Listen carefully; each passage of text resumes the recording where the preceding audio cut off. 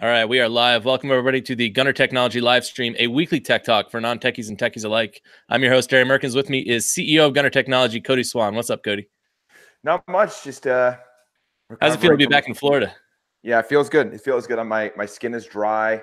I have less dry congestion in my nose. Like I don't look like I cover my body in chalk. I look that down. Desert climate, man, it'll get you. Yeah, every time. It was a great week though, or a great couple days being at the, what was the name of the convention? It's like the beverage and alcohol bar and something. Bar and nightclub convention. That sounds right. Anyways, we were at that event Tuesday, Wednesday, promoting our partnership with Social Mix. You can check Social Mix out beginning of July. It's an app. It's basically a social networking app for mixed drinks, is the way that I untap for mixed drinks is how I always describe it. Right. Yeah. And it's pretty cool. Everyone should check it out. Socialmix.io. And I guess we can dive right into it because we're already starting a little bit late. So wait. You have to go over our question of the weeks. Our questions of the that's week. what I mean. Dive right into that stuff. I was like, we got that's important. We can't just gloss over the questions of the week. There are people who... Well, we'll start with the question of the week this week because it was an overwhelming 100%. We never get this. It was 100% of folks said they would not install a GPS tracker in their body so that people knew where they were at all times. Jesse Smollett would not. Oh. He doesn't want people to know where he is. What's his next scheme? If as he says he's innocent, then he does. He wants to prove his innocence. So he I guess that's true. I guess that's true. I can't wait to see what Jesse Smollett's next trick is. Where do you see what he comes up with next? That should be like a reality TV show. Just Jussie? Just Jussian? Yeah, just Jussie things. But the question of the week this week is, and I just wrote it, is are you going to use Apple's new physical credit card? So it's a simple yes no question.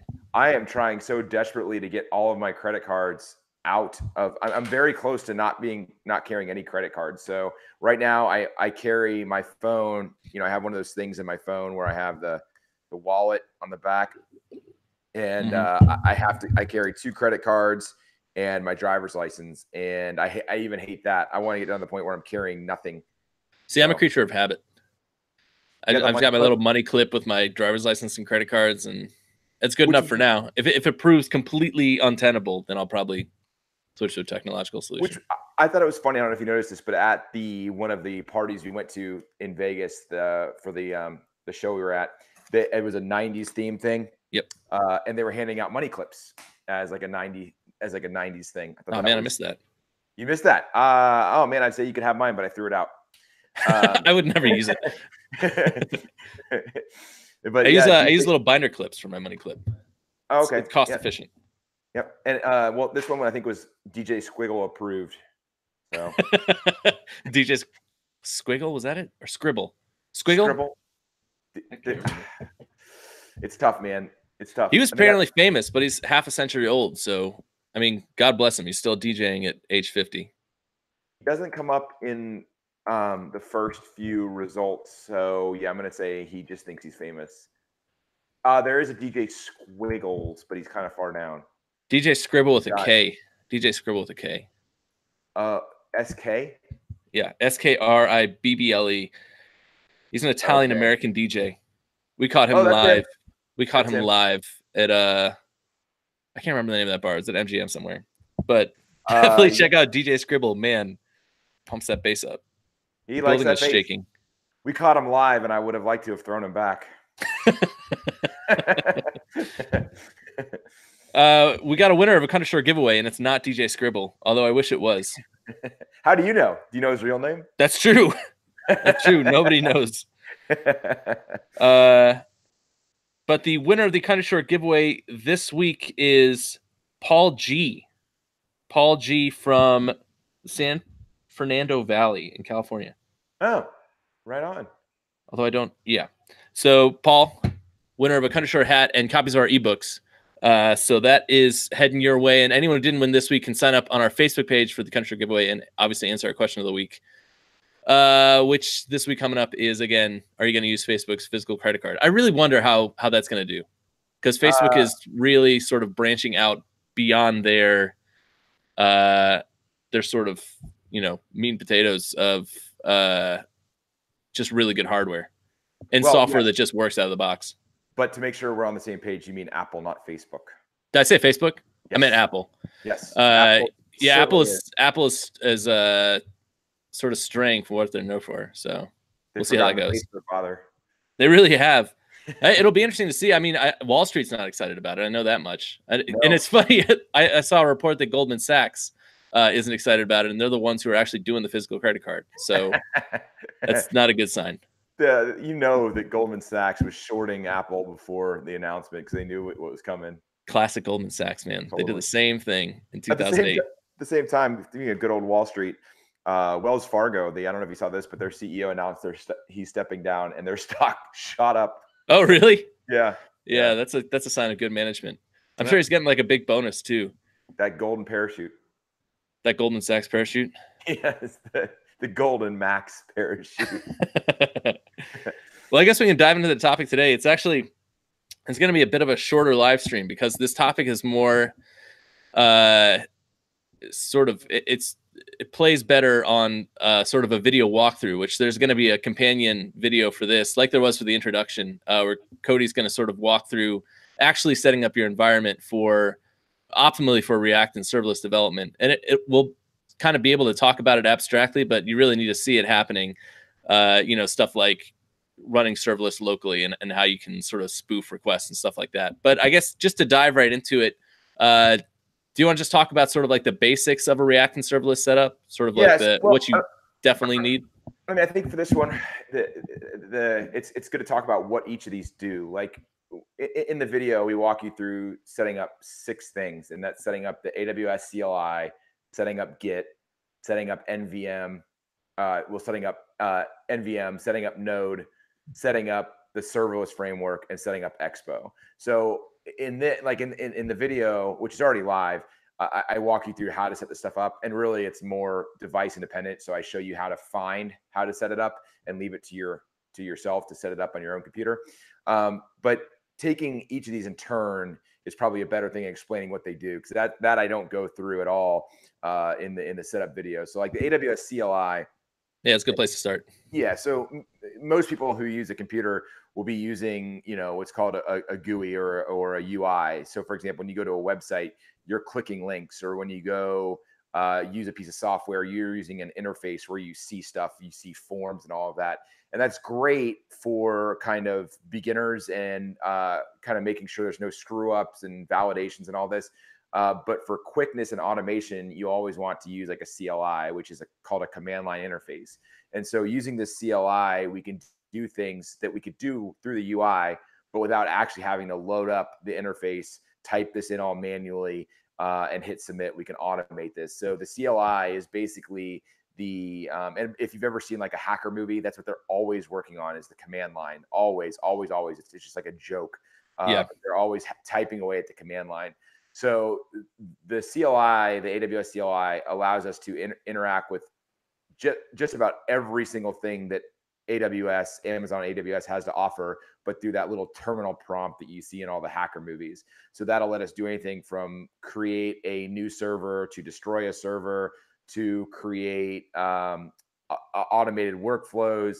I mean, everything is available by typing in commands rather than actually going to and they do have a pretty robust interface, but it allows us to do all this in a scripted level rather than a UI level. Yeah, I think the scripted level is important too, because it's not just manually typing in commands, it's building entire scripts that'll spin up a brand new environment from scratch.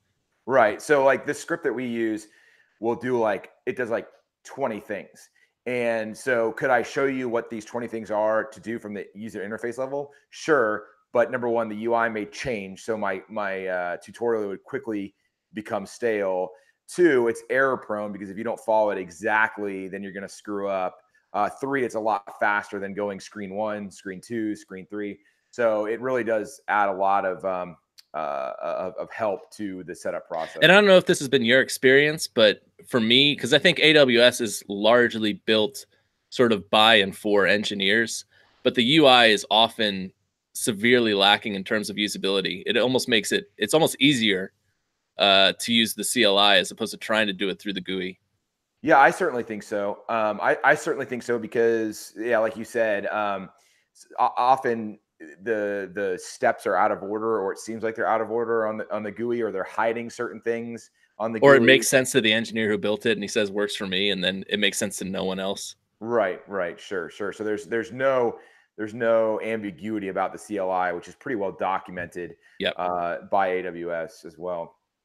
Uh, Um, so beyond the CLI, I mean, you're also doing basically everything else through the terminal. So maybe talk about Git next, and that's sort of yeah, the source management du jour. right, exactly. So Git is a technology that basically lets teams. It does a number of things, but it lets teams work together without destroying each other's code.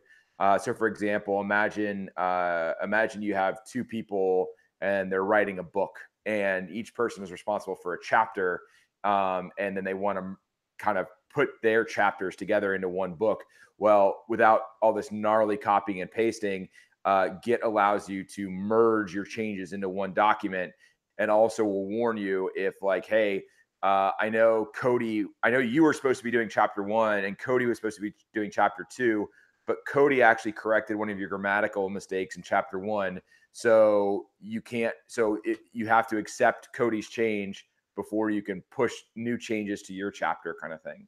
And it's also really good for versioning too. I mean, we talked Right. so much about process and sort of locking down the process and making it just replicable week after week. So a big part of that for us is tracking iterations through versions in Git, and sort of you can go back to different tags, you can go back to different versions, and it makes it drop dead simple to sort of roll back code or to know what was released with what given patch, basically. Yeah, exactly. So there's a complete and total history of everything you've ever done. So if you and what everyone else has always done.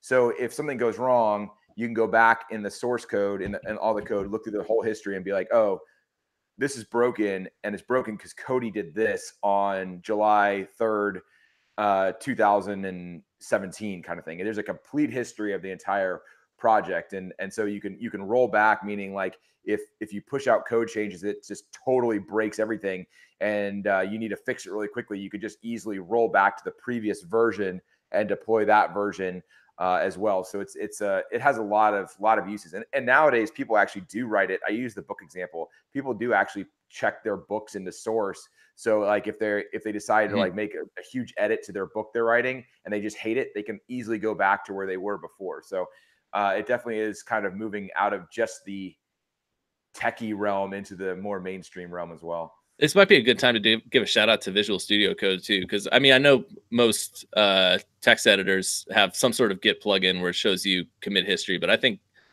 VI's Git plugin is amazing, where you can you'll be on a line of code and see exactly what commit produced that line of code. It makes it super helpful for me because we also track tickets where it'll have the ticket number that's associated with that line of code. You can open the ticket up and be like, oh, that's why we put this in there. Right, exactly. So yeah, when that is a process thing. So in our process, we have a ticket tracker, and every ticket has a number. And so when you use Git and you make a change, Git says, "What are you changing, or what are you doing?" And for us, we just copy and paste that ticket number from our tracking system into that what's called a commit message. So if anyone goes back and is like, "What is this for?" It shows the ticket number, and then like Darius, like you said, you could open the ticket number up and see exactly the history of the ticket and everything like that. So it's really, and I'm glad you mentioned Visual Studio, because I should have probably put that in my setup, although installing Visual Studio Code is drop dead simple. Yeah. But that is a great IDE and text editor for working on this stuff. It's great, and we've gone through a lot. We've gone from what was it? What was the one that had the flower logo? TextMate. Yeah. We used that way back in the day at ESPN. We were a TextMate shop. That's right. We went TextMate, Sublime, and then Visual Studio Code. And we constantly try to use Vim, but then we always just come crawling back to a more friendly editor. It's so cool to use Vim. And it's cool for like 4 hours, and you're like pulling your hair out. You're not cool unless you use Vim. I mean, it's sad that we use IDEs at all. We should be just straight VI, or was it Emacs? Emacs, right? Yeah, Emacs, like Nano. Yeah. But anyways, Visual Studio Code is actually produced by Microsoft, and I swear to God, it's the best thing Microsoft's arguably ever produced. It's an amazing IDE. Oh yeah. Oh, it definitely. I think it. I was shocked to learn That or and Minesweeper. and it's Minesweeper might be the best thing Microsoft ever made. Oh man, that's a tough one. But that's a really tough one. We'll have to do a question of the week on that one. That's But perfect. and Visual Studio is written in JavaScript, so Visual Studio Code rather is written in JavaScript. So it's near and dear to my heart as well on that front too. Speaking of JavaScript, maybe talk about hop into Node and NVM, unless you got anything else on Git. Yeah. So NVM, it's called Node Version Manager, and so for a lot of shops, especially if you're like a company like Gunner Technology, you'll be working on client A, and you'll be using Node version 10 point what, excuse me, 10 point whatever, and so you have Node 10 point whatever. And you install all these sub packages or packages for Node 10 point whatever, and you're happy you're running on Node 10 point whatever, and then you get a new client a couple years later, and you're on Node version 12. Well, you can't just use the same version of Node from client A to client B if you're two versions of Node separated. So NVM allows you to install multiple versions of Node on your computer and easily switch back and forth between them. By the way, I wanted to go back. I forgot one thing on Git. On Mac, and I think now most Linux distros, Git is already installed. But if you're using Windows, you're going to want to like open like Cygwin. Isn't that what it's called? Cygwin? Yep. And install it that way. So I did include installation instructions, but on most boxes, it's going to come pre-installed. I think for excuse me, if you're working on multiple projects, I would say that the hardest thing is managing different profiles. And actually, there's a component of AWS CLI that allows you to use different profiles for different projects. So it's getting simpler, but it's still one of the more complex things to deal with when you're working on a whole host of different projects, like we always are. Right, exactly. And so then Node, setting up Node once you have, and again, a lot of boxes, machines will come pre-installed with Node on them. But you really want to get NVM on there and then install Node via NVM. And it's drop dead simple. It's just once you have NVM installed, it's a one-line command prompt, and like you just type NVM install and then the version you want. And you can optionally create a profile for it as well. So it makes that drop dead simple. Again, if you're going to be working on multiple projects, it's like a must-have type thing. And how do you? What are some gotchas with NVM that you should look out for? So one of the things that NVM did. Sorry, I'm having to get some feedback. So much like we came to Node from Ruby, and Ruby has RVM, which is Ruby Version Manager. And so there's a lot of concepts in RVM that are similar to NVM, and there's a lot that aren't. So RVM allows you to have like a profile file in your project that specifies what version of Ruby you should be using. Node does the same thing, but Ruby, or RVM rather, has a global watcher, and will see if you change into that directory, they'll automatically change what version of Ruby you're using. NVM doesn't do that. There's a fork called AVM which will do that, but NVM, as far as I know, doesn't do that. And there was a big discussion about it, and the maintainer of NVM was basically that it's against his philosophical preference to automatically do stuff for people. Again, the open source community gets a little weird sometimes. And so the last I saw, it did not do that, and there was no plans to do that. So you have to actually, when you're jumping from project to project, type like NVM use this, NVM use that kind of thing. So you actually have to remember to type it. That's the biggest gotcha with NVM that I would see. Because what happens is if you're not cognizant of that, you install stuff that you don't mean to in a project, and then things break, and you're like, why are things breaking? This is just working. Turns out you're actually on the wrong version of Node, and you just haven't typed that NVM use command kind of thing. I wonder if you could script that, where you had like a cd gt command that would cd into the directory that you typed in, and then say NVM use, and then read in whatever the version is. Yeah, and that's what a lot of people did. They re-alias the CD command, so it Yeah. would basically do change directory, and then would do the would look to see if there was a profile, an NVM profile, and switch to it, and then do the old CD kind of thing. Yeah. Yeah. So there's definitely workarounds. And like I said, AVM is a fork of NVM that does that as well. So there's definitely workarounds, and maybe I haven't checked in a while. Maybe the guy's changed his preference. I have no idea. I have no idea. You know, I wouldn't. If I were a betting man, I'd say he hasn't, because when devs are sticklers for something, they're sticklers for something until the day they die. That's true. That's true. We can get is Yehuda Katz out there? Because we can get Yehuda on. Yeah, get Yehuda on the horn. You can do a whole episode about that. Totally. So we got serverless left, right? Yeah. So the serverless framework, and we've talked about serverless in general, but there's also a serverless framework that makes managing serverless projects much easier. And so again, this is actually as the serverless framework is a command line utility, but it's written in JavaScript and distributed as what's called an NPM package. And so NPM stands for Node Package Manager. And basically, once you have Node installed, it comes with NPM. So once you have Node installed via NVM, you can do things like npm install serverless. And what that does is it configures your command line to recognize certain commands that go along with serverless kind of thing. So once that's all set up, then you can easily type like npm install serverless. And once you have serverless, this allows you to do things like deploy, see what was deployed, add plugins for the serverless framework, and other things that make managing your code, your serverless infrastructure a lot easier.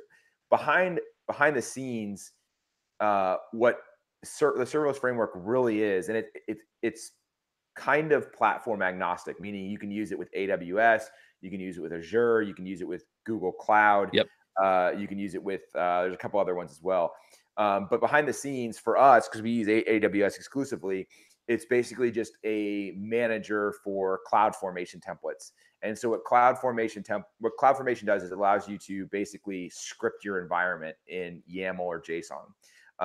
And you can get down to the nitty gritty in serverless and actually edit the raw YAML/JSON, or you have these niceties around it that makes managing it a lot easier. So that's, and also serverless makes managing multiple environments a lot easier. So with serverless, the serverless framework, you can jump from like your development environment to your staging environment to your production environment and deploy each very, very easily. And so how does that what's sort of the integration step between the React environment and the serverless environment? What's sort of the back and forth of development there? So they're actually totally 100% separate. There's nothing Yep.